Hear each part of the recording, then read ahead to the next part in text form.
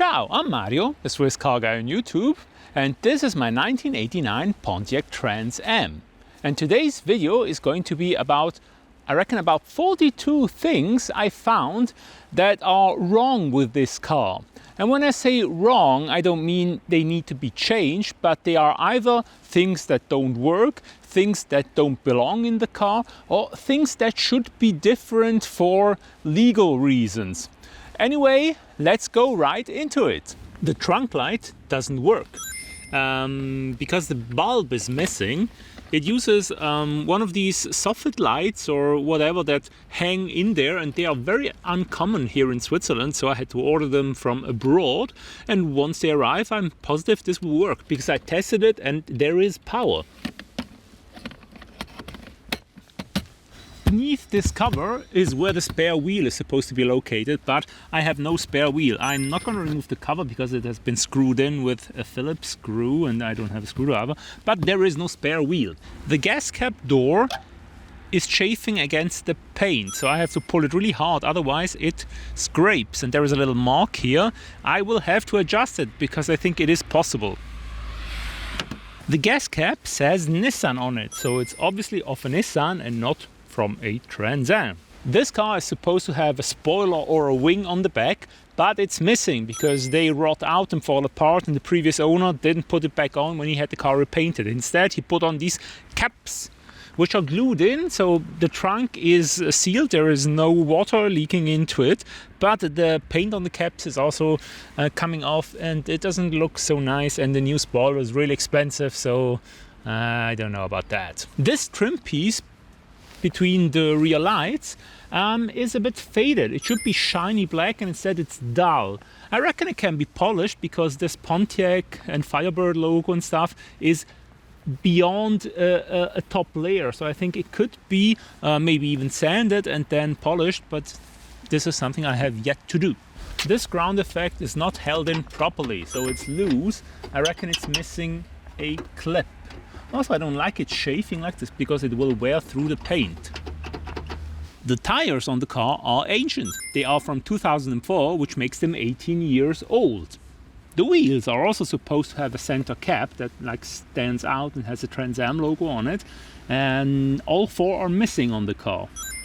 Also, you might notice there is one lug without a cover. And these are lug nuts covers, and they should be on all 5 lugs, but every wheel has one missing. The rear glass has a tint, which is something I don't like, but that's not basically what's wrong with it. What's wrong with it is that it's starting to peel in certain areas, so it's not a nice tint, at least anymore. This car is homologated in Switzerland, and for the homologation there were certain things they needed to do, and one thing was add reflectors because the taillights didn't have enough or any reflectors in it, and in Switzerland you need to have reflectors. So this car is supposed to have reflectors additionally somewhere here on the back, and it doesn't. Speaking about homologation, this car is supposed to have mud flaps in the rear, which it doesn't.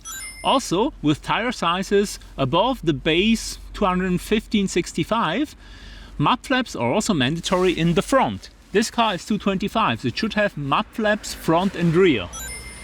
This car had a bunch of lamp holders that I found dangling down there, and they are for these lights here. Here they are, and this is not okay because according to Swiss homologation these lights are not legal and had to be put out of service. So putting lamp holders back in and making them functional again would void the car's homologation. Also, this lamp has been like glued in and it's very broken. And this is something I actually don't want to fix because these lights are not allowed to be working here in Switzerland. So yeah, this is not the correct battery for the car. It does say OK on it, but it's not really OK because first off it's the wrong size, and also the terminals are like on the wrong side, and I think they played around with it because they have tape here on the chassis. I think at some point another battery must have shorted, so they put this one in, but this is not the right battery for the car. Because the original indicators had to be put out of function due to homologation because they are not allowed to be inside, they need to be on the corner of the car. These lights here were mounted, which are combined indicator and, you know, position lights. And this one is also missing a screw because it must have broken off at some point, and now it's a bit loose because of that. I might drill it out and replace it, or I might not do it.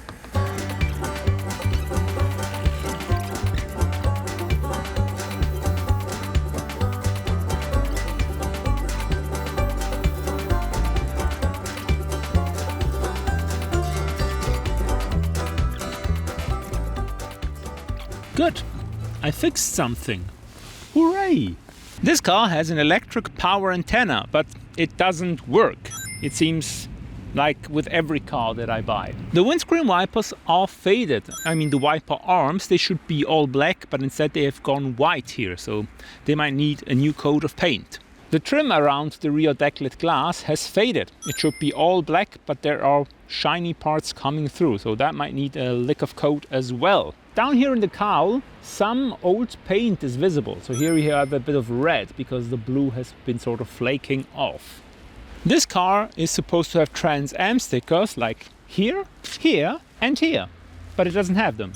For this car I only have one set of keys. I already made a couple of spares, but it should come with like 3 sets of keys originally, and it only came with 1, and they are not the original keys because, well, first they say Silca, which is obviously not the original key brand, but the original key, the ignition key, would have a little resistor in here to tell the security system that it's okay to start the car, and mine doesn't. So the security system has been changed, meaning that most likely a resistor has been wired directly into the wiring so that you can use any key. This is not original, but is something I like, because otherwise duplicating this key would have been much more difficult, because you would have to get one with the proper resistor in it, and that would have been stupid. And like this you can just get any blank, just code it, and it works. Sometimes this car won't start. And I reckon it has to do with the security system. The one I just mentioned with the resistor and stuff. I don't want to risk to be stranded with the car because the security system doesn't agree with the key. So I will most likely bypass the security system. There are kits for that on eBay. And it will be easier to steal this car. But then again, I mean, who steals cars like this? You see, the security light goes off and then the car should start. It doesn't. Interesting.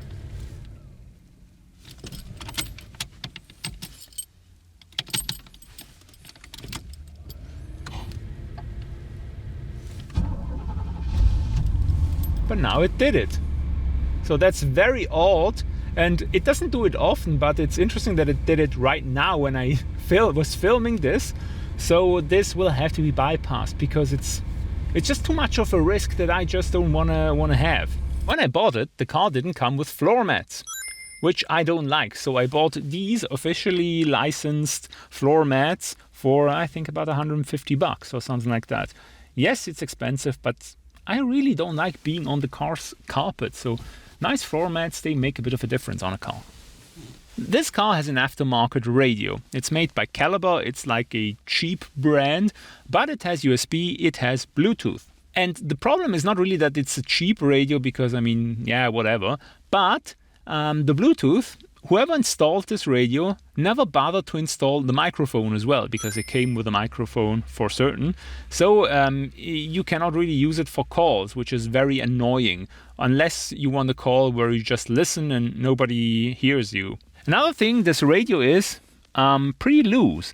If I take the surround off, it has not been fastened at all in any way, just slid in there and that's it.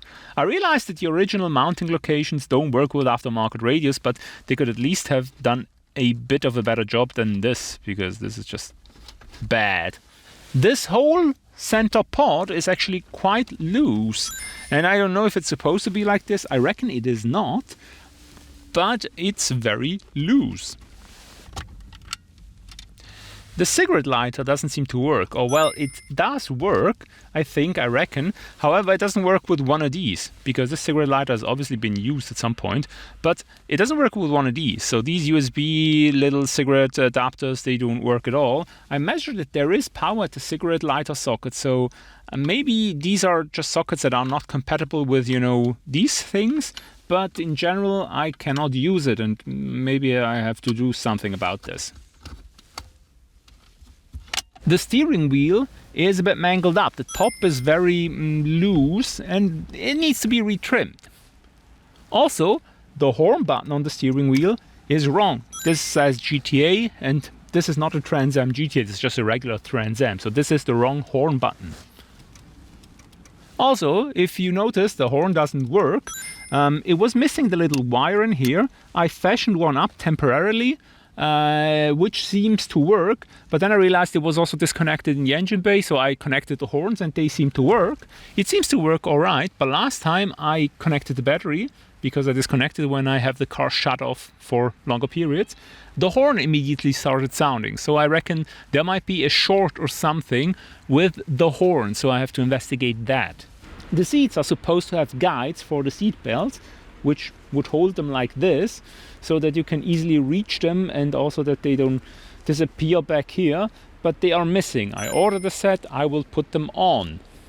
The door jamb switch, which is responsible for turning the dome light on and off when you open the door, was not functioning on the passenger side.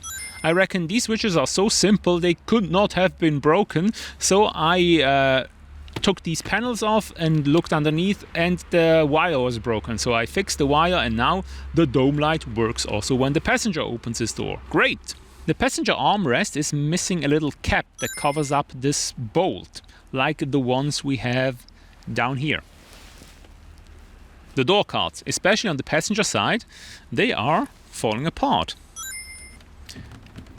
They are not fastened properly to the door, and they seem to be really falling apart in various parts, so I have to address that, I reckon. I'm fairly certain this is also one of the sources for all the rattling we get in this car. The headliner in this car has been sagging at some point, and the previous owner decided that instead of replacing it, he would just staple it back up.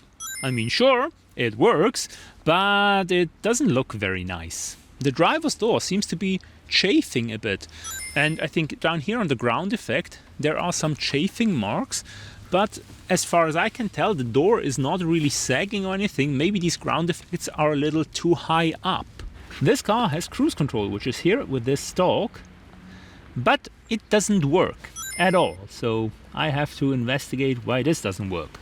The shroud for the steering wheel back here is covered in tape and it's very loose, and I don't even know if it's the correct part, or at least if it is, at some point it must have been busted and they just sort of taped it over and put it back in. I don't like that, and it doesn't help with the car rattling, does it? The gear selector is worn a bit. It's actually worn through to the plastic underneath the leather. I mean, okay, but this isn't good. There is also a hole in the leather boot for the steering selector, so There are Phillips screws all over the car in the interior holding on trim. For example, here in the center console, but also around window trims and everything, and that shouldn't be. I know that these center consoles, these side panels, they tend to warp and then they don't hold anymore, and this is sort of an improvement. It just doesn't look very nice. The trim around the windows and basically the rubber parts, they are starting to crack and to shrink, which is also a reason why you have quite a lot of wind noise in the car. I reckon this needs a lot of new plastic or rubber seals. The headlights, they always pop up, but sometimes they do not go back down. So you have to then turn them on again and turn them off again until it works. It hasn't been doing that recently because I think the whole gearing was just a bit stuck, and now with me using the car more, the mechanism just works better. But sometimes the headlights won't go down. The RPO sticker is missing. Right here in the glove box or in the center storage compartment, there should be a sticker with all the options on the car. All the option codes, so you know what options your car has, but on my car it's completely missing, sadly. The car makes a ticking noise on acceleration.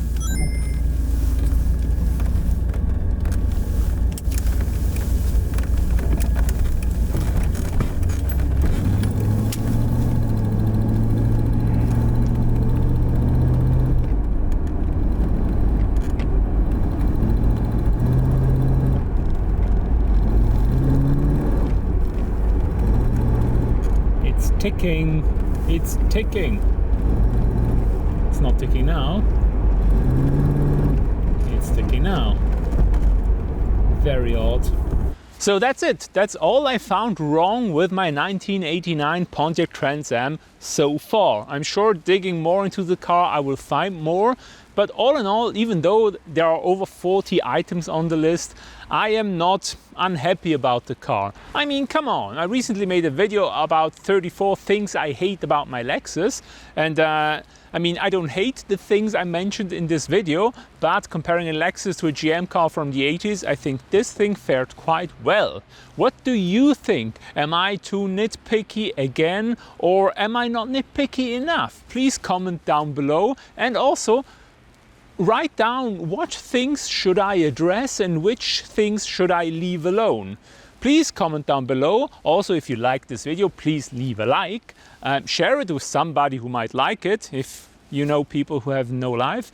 And follow me on Instagram if you want to see more updates more frequently about different cars, maybe other stuff. Behind the scenes, I don't know, maybe nothing, we will see. Anyway, it's a Swiss car guy Mario, and this is the end of the video. Thank you very much for watching. Have a nice day. Bye.